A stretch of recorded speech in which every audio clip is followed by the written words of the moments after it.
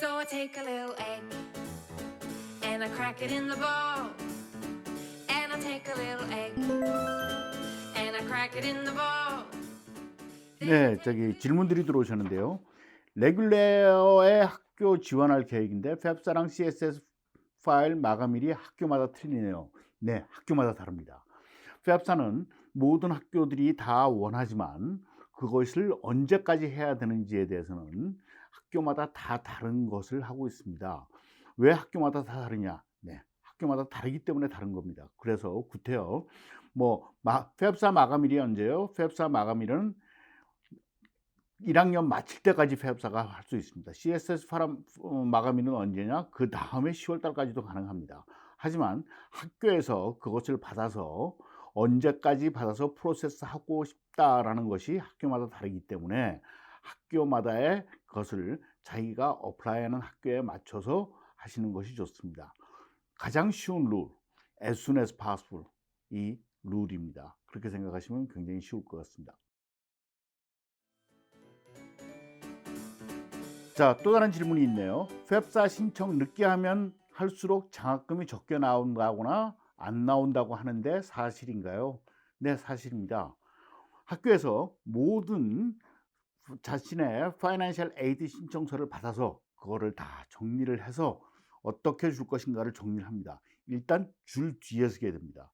앞에서 줄 쓴 순서대로 돈을 주기 시작하다가 돈이 떨어지면 줄 돈이 없습니다. 그렇기 때문에 팹사 신청은 빨리 하는 것이 좋습니다. 그렇다고 무조건 빨리 한다고 할 때 내가 어느 학교를 신청하는지를 어느 학교에 어플라이를 할지를 정해지기 전에는 접수를 할 수 없는 건 당연할 거고요. 그리고 웹사이트 내용을 한 학교에 한 번 보내고 요거 틀렸네 또 보내고 요거 틀렸네 고쳐서 또 보내고 고쳐서 또 보내고 하면은 학교에서도 굉장히 일이 복잡해지고 더뎌질 수밖에 없습니다. 모든 것이 늦어지면 늦어질수록 줄 맨 뒤로 갑니다. 한번 바꾸는 순간 또다시 줄 맨 뒤로 갑니다. 그래서 그렇게 되는 과정을 거칠 때 아주 안 좋은 일이 벌어지기 때문에 미리 준비를 다 해서 준비된 것을 한 번에 제대로 잘 접수를 하면서 내가 어플라이하는 학교 리스트를 확정시키고 그것에 접수를 하는 것이 가장 좋은 방법이라고 생각합니다. 그렇기 때문에 늦게 하면 절 나올 수 있느냐? 네. 늦게 하면 안 나오느냐? 그렇지는 않습니다. 아주 늦게 하면 안 나오죠, 당연히. 하지만 그것이 먼저 온 사람 먼저 많이 주고 늦게 한 사람 일부러 적게 주고 하는 것은 아니지만 빨리 하는 것이 가장 안전한 방법이라고 말씀드리겠습니다.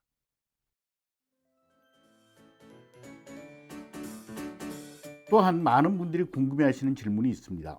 UC 원서에 보면은 패밀리의 인컴과 패밀리의 파이낸셜 시츄에이션에서 물어보는 질문들이 있습니다. 그리고 거기는 이렇게 썼는데 내가 파이낸셜 에이드 신청을 하면서 이거를 이렇게 써도 되나? 그 내용이 학생이 원서를 벌써 제출해 놨습니다. UC 원서는 11월 말까지 원서 접수기 때문에 원서에 학생이 벌써 제출해 놨는데 그 내용이 틀렸습니다. 그럼 어떻게 해야 되지? 원서를 고쳐야 되나? 이게 틀리면은 나는 아무런 파이낸셜 에이드를 제대로 못 받는 것인가? 이런 고민을 하시는 분들이 많으신 것으로 알고 있습니다. 가장 첫 번째 알려드릴 것은 첫째, UC 원서에 나오는 부분은 학교에서 교육 통계를 위해서 물어보는 부분이지 파이낸셜 에이드를 위해서 물어보는 부분이 아닙니다.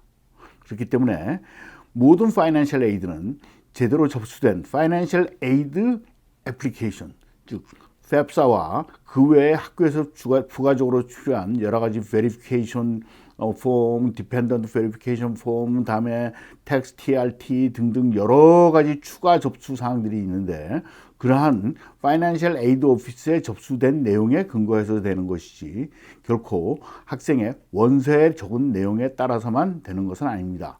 그러면 원서에다 나오는 파이낸셜에 대한 부분을 그럼 내 마음대로 막 써도 되느냐?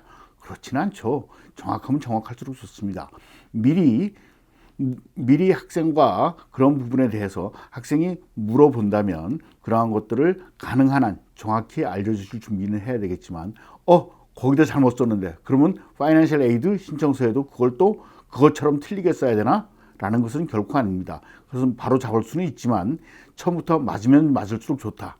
하지만 그것이 틀렸다고 해서 파이낸셜 에이드를 그것에 맞춰서는 안 된다 라고 말씀드리겠습니다. 감사합니다.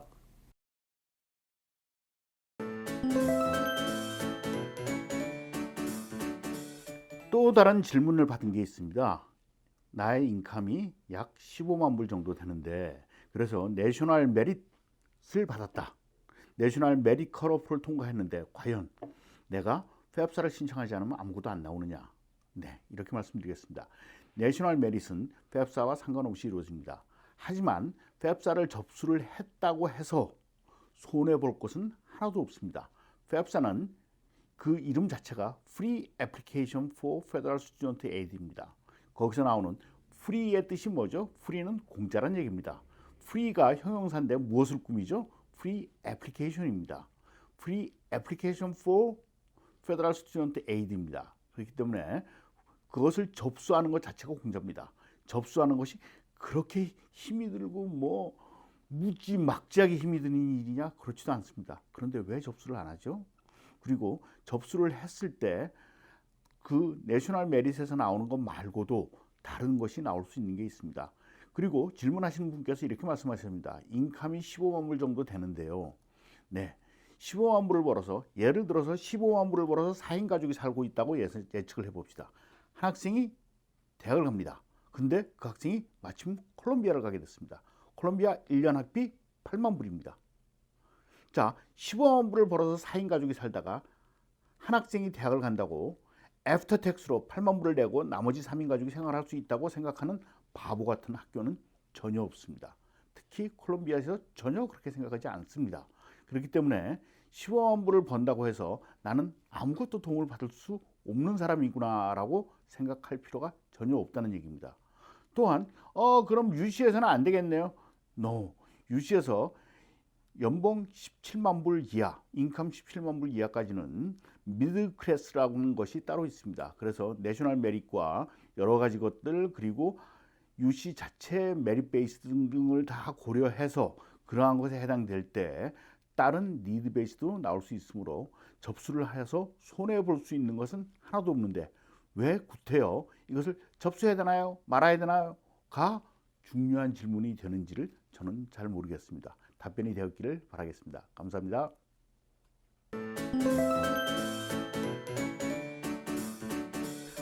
여러분들로부터 질문을 받으면서 이런 질문들을 하시는 분들이 꽤 많이 있습니다. 저는 메릿 스칼라십을 전혀 받을 수, Need Based Financial Aid를 전혀 받을 수 없는 입장인데 UC의 메릿 스칼라십이나 다른 학교의 메릿 스칼라십을 받기 위해서 꼭 FAFSA를 신청해야 하나요? 라고 물어보시는 분들이 많이 있습니다. FAFSA에 대한 기본적인 언더스탠딩을 제가 조금 더 깊이 들어가 보겠습니다. FAFSA는 Free Application for Federal Student Aid의 약자입니다. FAFSA에서 하는 일은 FAFSA는 돈을 주는 것도 아니고 FAFSA에서 무슨 자기 돈을 주는 것도 아니고 FAFSA는 애플리케이션의 이름에 불과합니다. 그리고 FAFSA는 하는 일이 딱 하나밖에 없습니다. 여러분들이 Free Application for Federal Student Aid, FAFSA의 내용을 접수를 하면은 그 내용을 그거를 잘 정리를 해서 하이어 에듀케이션을 리오토라이제이션 액트라는 교육법에 따라서 계산했을 때 이 집안은 이 학생이 갈 때 이 정도를 낼 수 있는 능력이 있다는 것을 계산해서 학교에 보내주고 있습니다. 자, 그럼 학교에서 메릿 스칼라십을 줄 때 과연 FAFSA에 나온 내용을 전혀 참고하지 않을까요? 할까요? 네, 물론 합니다. 왜 하느냐? 헤이, 메릿은 니드하고 관계없는데 왜 하지? 라고 물으시는 분들 많을 겁니다. 만약에 여러분이 학교를 운영한다고 생각을 해봅시다. 학교를 운영하는데 여러분이 학교를 운영하면서 가장 싫어할 학생이 어떤 학생일까요? 내가 합격을 줬더니 우리 학교를 안 하고 다른 학교 오는 학생을 별로 좋아하지 않을 거라고 저는 생각을 합니다. 그런데 거기에 더해서 내가 합격을 시켜줬는데 거기다가 이 학생이 참 공부 잘한다고 해서 내가 장학금을 줬는데 이 학생이 우리 학교를 버리고 딴 학교를 가는 학생, 가장 싫을 학생 중에 하나일 걸로 생각합니다. 학교에서 합격생들 중에서 장학금을 주는 학생들은 주로 그 학교에 메리 스칼라십을 주는 학생들은 주로 그 학교의 상위권에 속한 학생들입니다. 학교에서는 압니다. 우리 학교보다 랭킹이 높거나 순위가 높은 학교에 붙었을 가능성들이 높은 학생들이 메리 스칼라십의 대상이 되는 것이 언제나 사실입니다. 그런데 그 학생에게 내가 장학금을 줬더니 이 학생이 그 장학금을 무시하고 딴 학교를 갔을 때 학교에서는 별로 기분 좋은 일은 아닙니다. 그렇기 때문에 이러한 파이낸셜 에이드, 니드 베이스드 파이낸셜 에이드에 나와 있는 내용을 보면서 과연 이 학생한테 내가 장학금을 주면은 이 학생이 과연 다시 고려를 할지를 고민을 할 거라고 보는 것이 학교의 입장입니다. 그래서 예를 들어서 여러분이 세금 보고를 40만 불을 하셨어요. 그래서 학생이 어플라이를 했는데 메릿 베이스의 대상이 되었어요. 근데 파이낸셜 에이드를 접수를 했습니다. 그런데 비슷한 상태의 다른 학생이 있는데 이 학생의 부모님의 세금 보고는 200만 불입니다.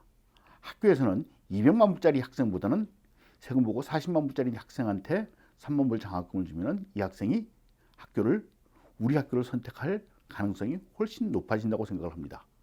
여러분들이 만약에 세금 보고하시는 내용이 약 한 2천만 불 정도 되고 그리고 내가 보고되는 자산의 부분이 한 빌리언 정도 되면은 안 하시는 것이 더 좋을지 모르겠지만 내가 30만 불 세금 보고한다, 40만 불 세금 보고한다, 그리고 내 자산이 한 1, 200만 불 정도 된다. 당연히 하시는 것이 훨씬 더 기회를 높이는 방법이라고 저는 믿고 있고 학교에 있는 파이낸셜 에이드나 어드미션 오피스들도 그렇게 이야기를 하는 것을 저는 많이 듣고 있습니다. 그렇기 때문에 폐업사를 접수를 해서 손해볼 것 전혀 없습니다. 접수하시기를 저는 강하게 권해드리는 바입니다. 감사합니다.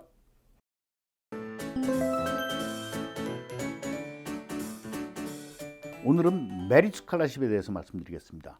제가 니드 베이스드 파이낸셜 에이드에 대해서는 많은 주제로 커버를 한 적이 있습니다. 하지만 메릿 베이스, 학생들이 받을 수 있는 파이낸셜 에이드를 학교에서 제공하는 두 가지가 있습니다. 하나는 니드 베이스드, 니드 베이스는 그 집안의 경제 사정을 보고 주는 것이 니드 베이스입니다. 메릿 베이스드, 메릿 베이스드는 학생이 공부를 잘하고 그리고 이 학생이 우리 학교가 정말 원하는 학생이기 때문에 내가 이른바 스칼라십이라는 장학금을 줘서 받는 것을 메릿 스칼라십이라고 얘기를 합니다. 그러면 니드와 메릿이 완전히 따로따로 움직인 적이 있었느냐? 네, 있었습니다. 있었다라는 얘기는 지금은 그것이 따로따로 움직이지 않는다라고 하는 얘기냐? 네, 맞습니다. 지금은 그것이 많이 서로 밍글링 되어 있습니다. 많은 학교에서 우리는 Need Sensitive, Merit Aware Financial Aid를 한다라는 이야기를 하고 있습니다. 니드와 메릿을 그런데 그것을 교차시키는 방법이 학교마다 많이 다릅니다. 그리고 그것이 지금 현재 많이 변해 나가는 추세입니다. 메릿을 얘기를 할 때 그래서 메릿은 학생의 여러 가지 장점, 즉 그것이 메릿입니다. 장점을 영어로 메릿이라고 그러죠. 메릿에 따라서 주는 것이 메릿 스칼라십입니다. 메릿 스칼라십이 꼭 당신의 그 학생의 SAT 성적이냐? 그렇지 않습니다. GPA냐? 그렇지 않습니다. 엑스트라 커리큘럼이냐? 그것만도 아닙니다. 그래서 학생의 여러 가지 면에서 이 학생은 우리 학교의 커뮤니티에 도움이 될 것이다 라고 해서 주는 것이 메릿 스칼라십의 메인 방침입니다. 그런데 메릿을 생각하실 때 여러분들이 생각하셔야 될 학교들이 몇 군데 있습니다. 이른바 No Merit Financial Aid, 즉 스칼라십을 주지 않겠다라고 선언한 학교들이 몇 군데 있습니다. 예를 들어서 프린스턴 같은 학교, 우리는 No Merit Financial Aid, 즉 스칼라십 제로라고 선언한 지가 한 40-50년이 지났습니다. 그래서 이른바 아이비리그들 전부 메릿을 주지 않는다라고 다 선언을 해 놓은 상태입니다. 그리고 그 외에도 준 아이비라고 불리우는 학교들, 우리 학교는 메릿을 주지 않는다. 학교에 보면은 우리는 메릿을 주지 않는다. Only Need-Based Financial Aid를 준다라고 선언을 해 놓은 학교들이 많이 있습니다. 학교는 메릿을 주지 않기 때문에 니드에 약간 리웨이를 주는 경우가 많습니다. 예를 들어서 UC 방법으로 계산했을 때 그 집안에서 8만 불을 낼 수 있다고 계산되는 학생들을 그 메릿을 주지 않는 학교들에서는 오히려 4만 불밖에 못 내겠네라는 EFC를 낮추는 방법들을 가지고 있는 학교들도 많이 있습니다. 그리고 메릿을 주지 않는다고 하고도 그 메릿에 따라서 니드를 적용하는 방법을 조금씩 바꾸는 학교들도 꽤 많이 있습니다. 그래서 정확하게 메릿은 메릿대로 움직이고 니드는 니드대로 움직이는 시절은 약 한 7, 8년 전에 지나가고 요즘은 많이 밍글링 되고 있기 때문에 여러분들이 니드와 메릿을 학교가 어떻게 하지? 학교의 모든 것을 다 알려고 노력하시지 마시고 학생의 최고의 원서를 내시고 부모님은 현재 있는 상황을 정확히 잘 정리해서 니드 베이스드 파이낸셜 에이드 애플리케이션을 했을 때 학교마다 원하는 학생이 다르고 원하는 방법이 다르고 또한 그것을 적용하는 방법도 조금씩 다르고 매년 달라지기 때문에 무조건 아울 수 없다라는 얘기만 하는 것 같지만은 저희가 상담을 하다 보면 이 학교에서는 이 학생이 메릿의 가능성이 꽤 많이 있습니다. 이 학교는 메릿을 주지 않는다라고 얘기했지만 부모님의 지금 현재의 니드 베이스를 봤을 때 니드 베이스가 물론 굉장히 높게 나오지만 이 학교는 이런 경우에는 줍니다라는 트렌드들은 저희가 말씀드릴 수가 있습니다. 하지만 어느 학교는 어때요? 저 학교는 어떻습니까? 이 학교는 꼭 줍니까? 이 학교는 꼭 안 줍니까? 그렇지는 않습니다. 그것이 매년 바뀌고 있고 학교마다 새로운 방법을 계속 트라이 아웃을 해보는 중이라고 말씀드리겠습니다. 그래서 여러분들에게 아주 클리어한 정답을 드리지 못하는 것 굉장히 죄송하게 생각하지만 클리어한 정답을 학교도 아직 찾고 있는 중이라고 저희는 생각하고 있습니다. 그렇기 때문에 메릿 스칼라십 이거 SAT 잘 보면 주는 거야? 그렇지 않습니다. 예를 들어서 프린스톤의 어드미션 오피서가 이렇게 얘기를 했습니다. 자기네 학교 정원에 3배의 학생이 SAT 만점으로 어플라이를 한다라고 얘기를 하고 있습니다. 자, 1600점 만점이라고 했을 때 1600점 그 학교에 정원을 1000명이라고 한다면 3000명 이상이 1600점으로 어플라이를 합니다. 그런데 실제 저희 학생들 중에서 1450점으로 합격을 하는 학생들이 있습니다. 즉 1600으로 떨어지는 학생이 수두룩하게 많다는 얘기입니다. 그러니까 그러한 것들이 SAT 성적에 따른 것이든지 GPA 0.1 차이에 따라서 메릿이 왔다 갔다 한다라는 생각은 버리시기 바랍니다. 여러분들과 말씀을 하시다 보면 나보다 공부 못하는 애는 붙었는데 나보다 내가 왜 떨어졌지? 그거는 그 학생이 생각했던 그 차이점의 비교가 다른 것입니다. 그렇기 때문에 메릿을 몇 점 이상은 메릿이고 몇 점 이상은 안 되고 라고 생각하시지 말기 바랍니다. 어떤 학교들은 자기네 웹페이지에서 천명을 한 학교도 있습니다. SAT 두 과목 다 700점 이상이면 우리는 얼마의 메릿을 주고 두 과목 다 750점 이상일 때는 얼마의 메릿을 주고 라고 선언을 해놓은 학교들도 있습니다. 그런 학교에서는 그 약속을 정확하게 잘 지키고 있습니다. 그래서 그러한 점 해서 메릿이라는 것을 성적순이다 라고만 생각하실 필요는 없지만 그것을 꼭 중요하게 생각하는 학교들도 있다라기 때문에 학교마다 다르고 여러분들이 학교를 하는데 헤이 니네 학교 전부 이런 식으로 메릿 줘라고 강제하는 곳이 없습니다. 그렇기 때문에 학교마다 다르게 하고 있다는 것을 생각하시고 대처를 하시면 되지 싶습니다. 그래서 저희가 생각을 하다가 이 학생은 이 학교를 가면 메릿을 받던데 뭐 랭킹 같은 것들은 거의 똑같습니다. 학교의 명성도 비슷합니다.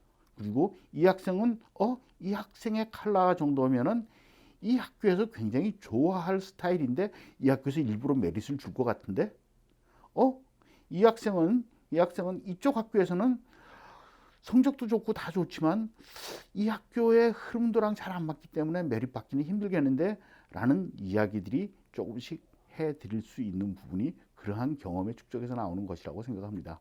그래서 너무 헷갈리기만 해드린 것 같은데 자 간단하게 정리를 해드릴게요. 첫째, 성적순만은 아니다. 둘째, 메릿이라고 해서 메릿을 전혀 안 주기로 선언을 한 학교들도 많고 그것을 철저하게 지키는 학교도 많이 있다. 하지만 그런 학교들에서는 니드를 조금 더 조정하는 경우도 많이 발생을 한다 정도로 1차 정리를 해드리겠습니다. 감사합니다.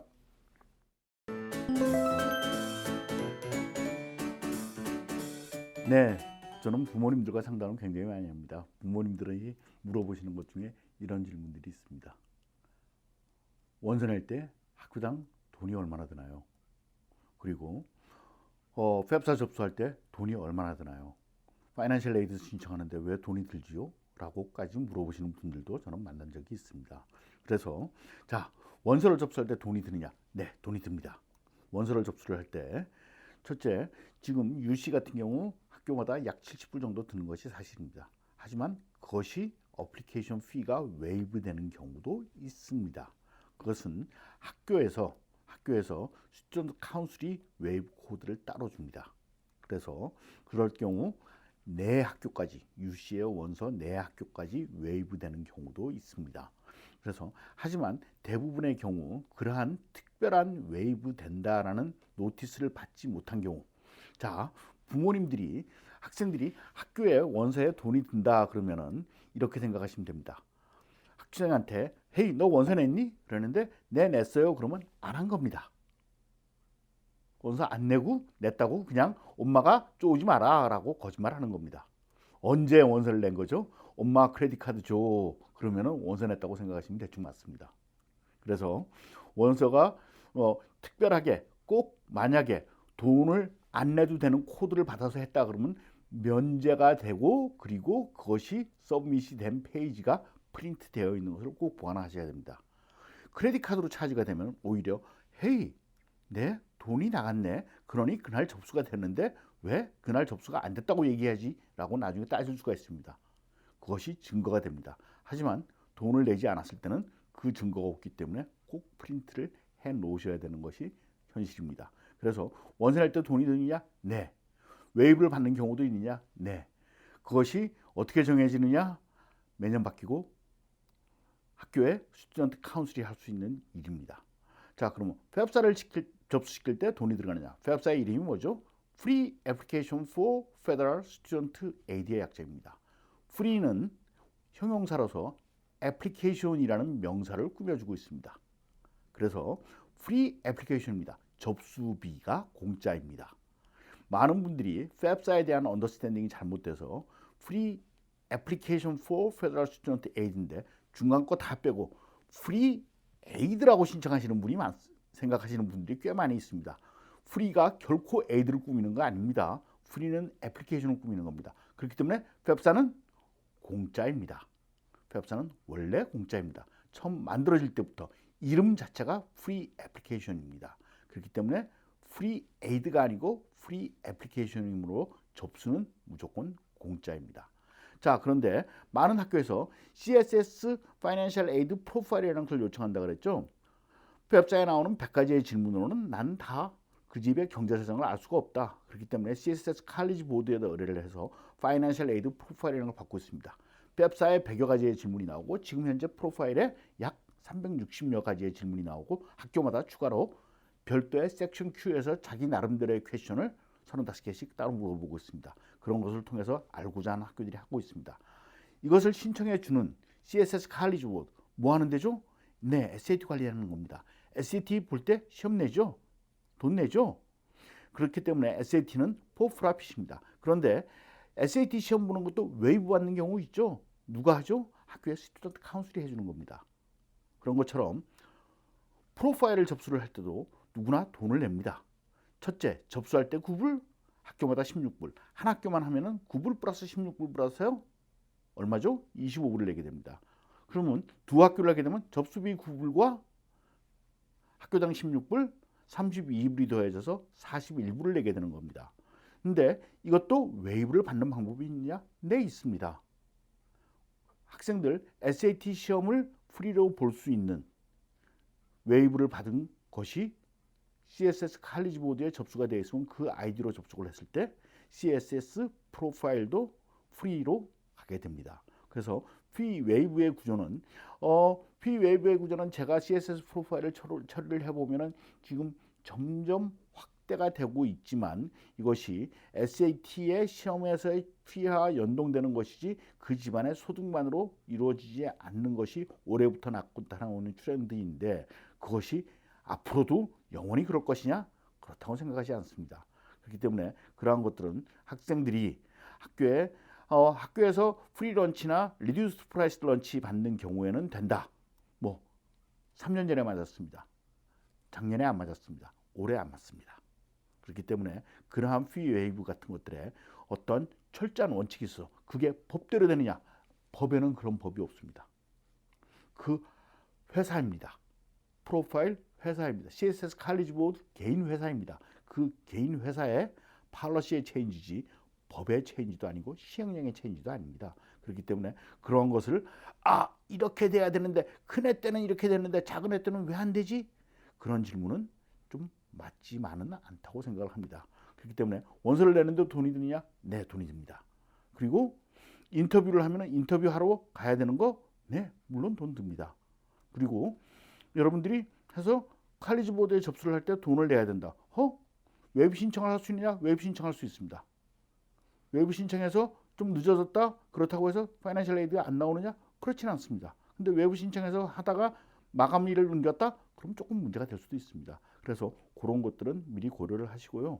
네, 원서 내는 거 돈이 드는 것이 기본이고요. 웨이브 받는 경우도 있다. 그리고 웹사는 원래 무료이다.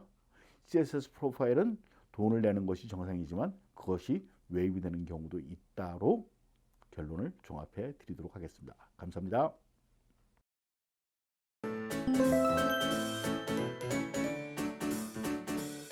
파이낸셜 에이드에 대해서 물어보시는 질문 중에 굉장히 다국한 질문 중에 하나가 1학년 때 제가 파이낸셜 에이드 접수를 안 했습니다. 2, 3학년 때 해도 가능할까요? 네, 가능합니다. 하지만 학교에서는 왜 1학년 때는 하지 않았는지를 생각할 수밖에 없다는 사실.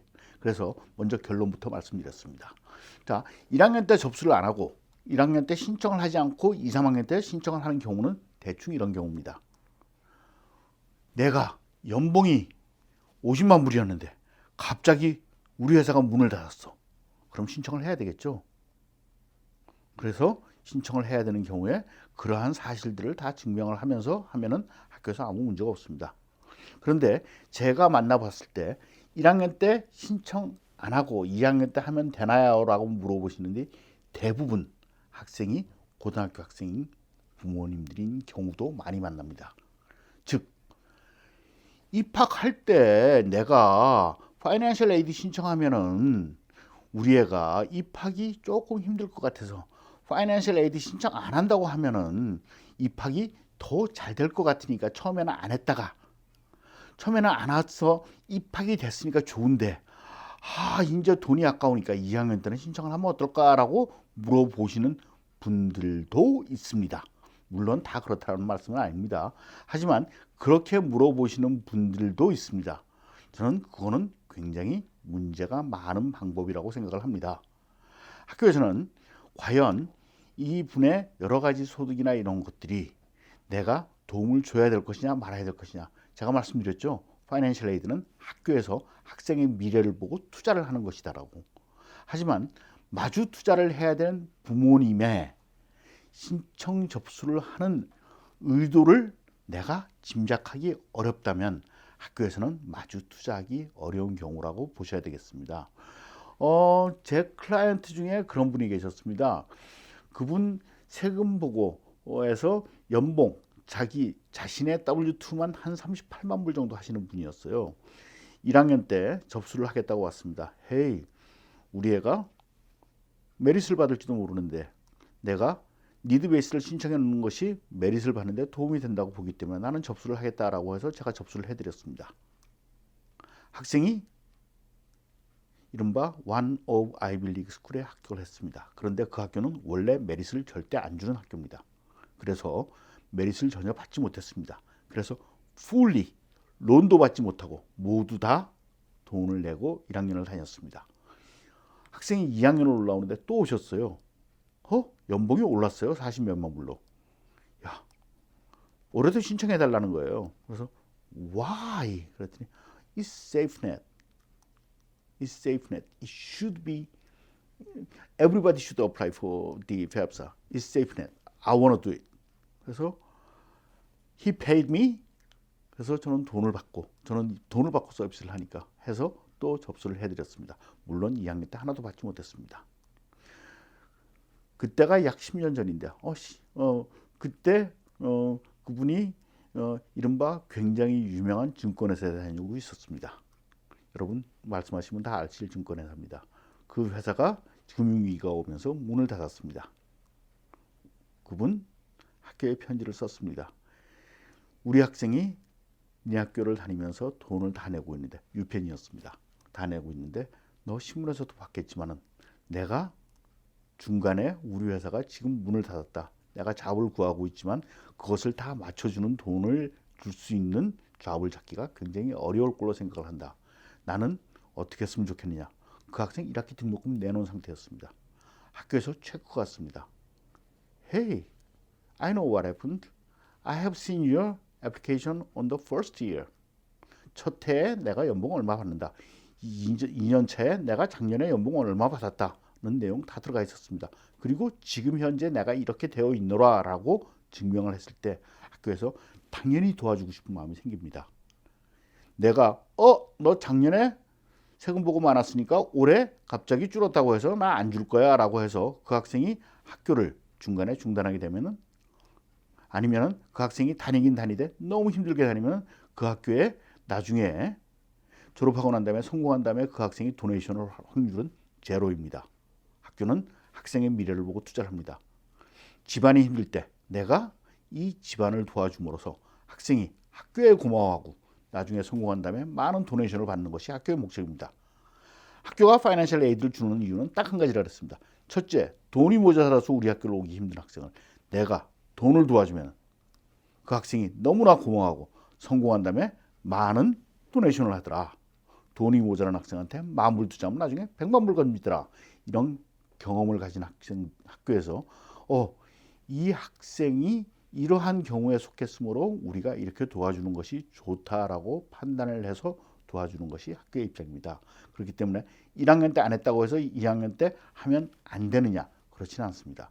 하지만 그 이전에서의 상황과 이번에는 꼭 할 수밖에 없는 상황의 차이를 명확하게 서류로서 증명할 수 있으면서 그 스토리가 학교에서 충분히 리저너블리 억셉터블 한 상태에서는 파이낸셜 에이드가 오히려 잘 나오는 경우도 많다라고 말씀드리겠습니다. 그렇기 때문에 1학년 때 안 했으면 2학년 때 하면 안 된다라는 것은 결코 아닙니다.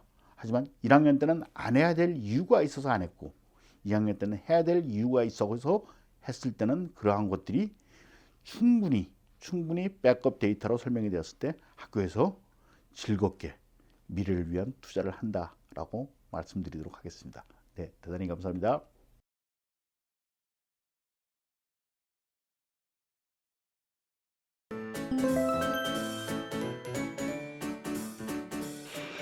네, 고등학생들 또는 대학생들, 많은 대학생들, 어떤 경우에는 고등학생들도 학생이 돈을 버는 경우가 있습니다. 이것을 세금 보고서에 어떻게 해야 될지, 대학교 학생들 학교에서 워크스터디를 해서 버는 경우도 있지만 썸머에 다른 잡을 해서 또는 인턴십을 해서 돈을 버는 경우가 있습니다.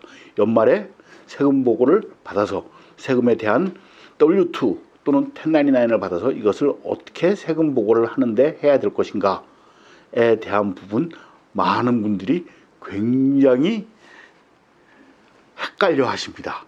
그래서 기본적으로 부모님의 세금 보고서에 대한 부분을 말씀드리겠습니다. 부모님의 세금 보고서에서 첫째, 부모님들이 두 부모님, 아버님, 어머님이 같이 세금 보고를 하실 때 그 위에 보면은 뭐라고 되어 있느냐? 내가 married filing jointly라고 되어 있습니다. 즉, 두 사람이 세금 보고를 하는 겁니다. 두 분의 소득을 신고하는 겁니다.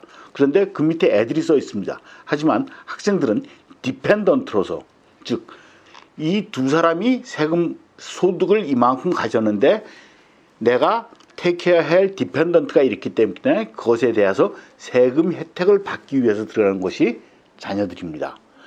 자, 그렇기 때문에 만약에 우리 자녀가 예를 들어서 어디서 일을 해가지고 돈을 500불을 벌어왔다. 그러면 이름을 아버지, 어머님 그리고 우리 자녀들이 써 있으니까 우리 자녀의 소득도 거기에 같이 신고하는 거 아니냐라고 문의하시는 분 굉장히 많습니다. 아닙니다. 그것은 Married Filing Jointly입니다. 두 사람의 인디비주얼의 세금을 같이 신고를 하고 이 사람들은 디펜던트일 뿐입니다. 그렇기 때문에 디펜던트의 소득을 가계소득으로서 같이 신고하는 것이 절대 아닙니다.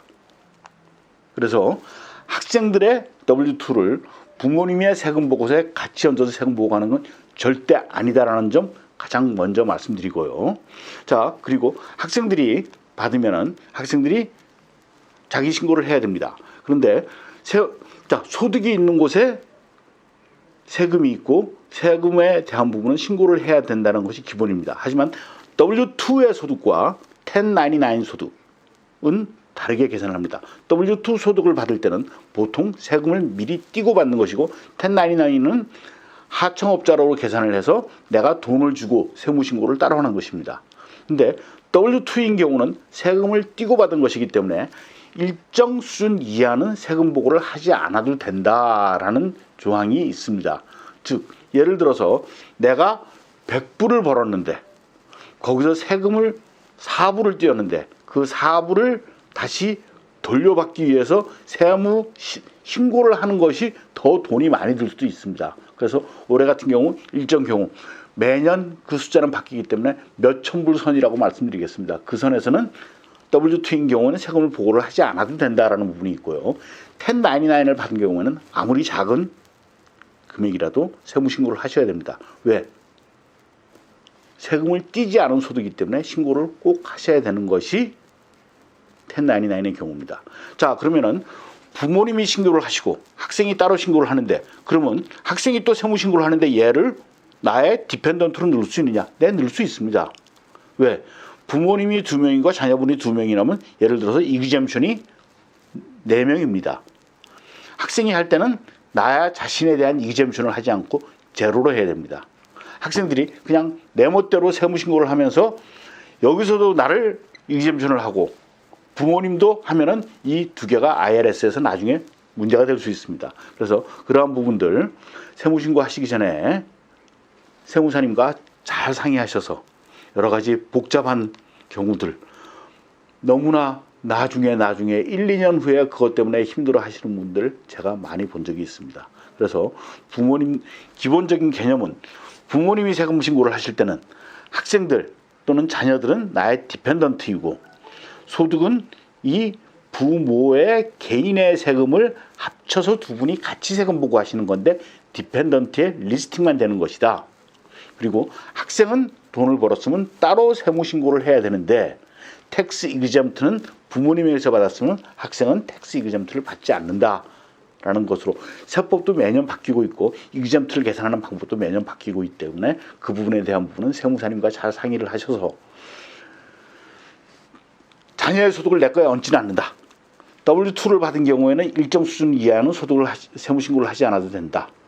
1099는 꼭 세무신고를 해야 된다 정도의 개념을 가지고 세무사님과 잘 상의하셔서 제대로 세금 보고하셔서 나중에 큰 혼란 겪지 않도록 하시는 점 미리 말씀드리도록 하겠습니다. 대단히 감사합니다.